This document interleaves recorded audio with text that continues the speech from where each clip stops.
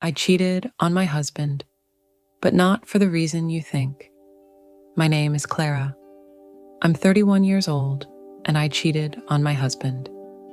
But this isn't a story about lust or neglect or the usual emotional excuses people cling to. It's about something deeper, something much darker.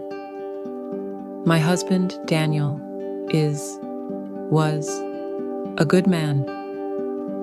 Stable, respectful, never raised his voice, never forgot a birthday. A man so reliable, so perfectly put together that sometimes he didn't feel real, like a cardboard cutout of the man I was supposed to want. I tried, believe me.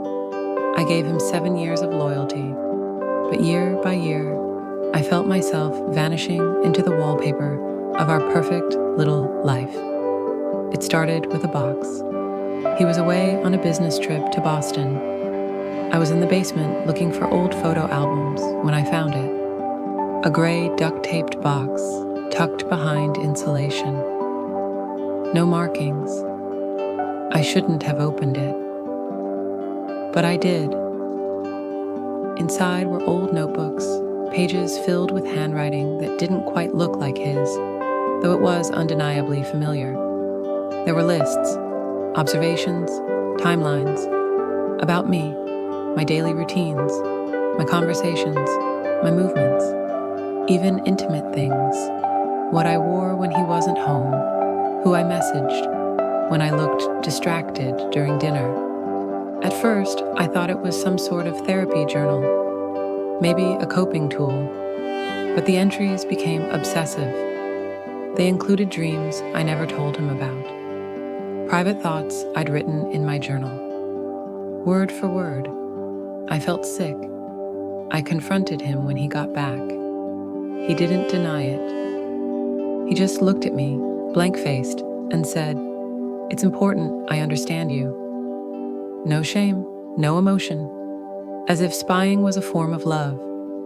I should have left him then, but I didn't. Not because I was scared of him. I wasn't.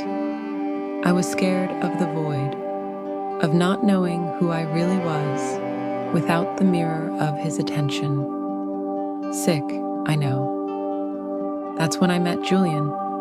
He was a barista at a coffee shop I started visiting more and more. He had this chaotic energy, like a storm trapped in a person.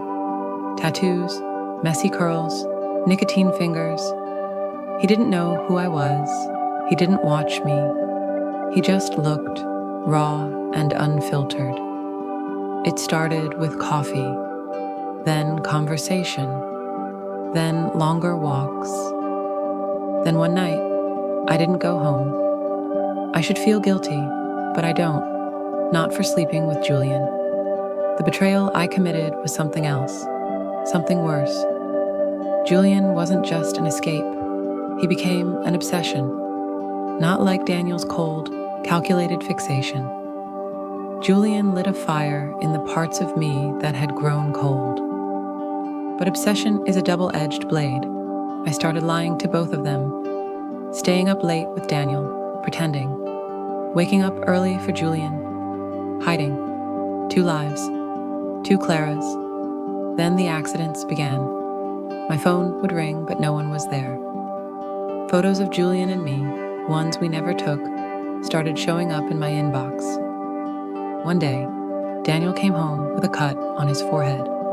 He said he slipped in the rain, but his knuckles were raw. Julian grew paranoid. He thought someone was following him. He found a tracker under his bike seat. I laughed it off, but I knew. Daniel never mentioned Julian by name. But one night, he said, "I forgive you." I hadn't confessed. A week later, Julian disappeared. The police said it looked like a robbery gone wrong. No body, just blood, and his necklace, the one I gave him. Daniel held me while I cried. Then one morning, he left a new box on the kitchen table. Same gray tape, same handwriting. This time, it wasn't about me. It was about us, our future, plans for children, retirement, my favorite flowers, his will. Inside, at the very bottom, was Julian's necklace. I never spoke to Daniel about it. I couldn't. I never saw him the same after that. But I stayed. I smiled. I cooked dinner. I laughed at his jokes. And then I cheated again. Not with a man, not even with a person. I cheated on the version of myself that accepted all of this. I began to see things. At first, I blamed the grief, the guilt, shadows in the corners, whispers when I turned off the lights.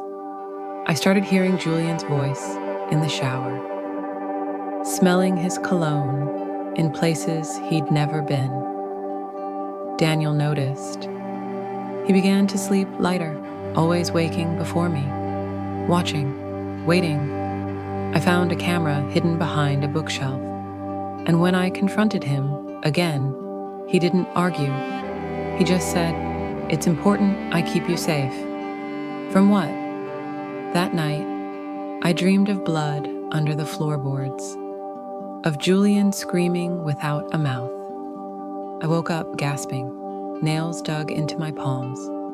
The next morning, Daniel made pancakes, smiled like nothing was wrong.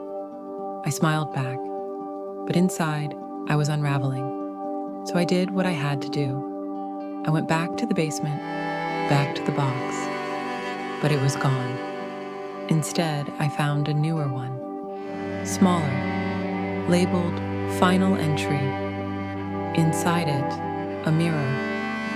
Just that. Nothing else. No note. I stared at my reflection until I no longer recognized myself. I'm telling this story not because I want forgiveness, but because if you ever find yourself disappearing in someone's shadow, whether it's obsession, control, or even love, ask yourself this: who are you, really, when no one is watching?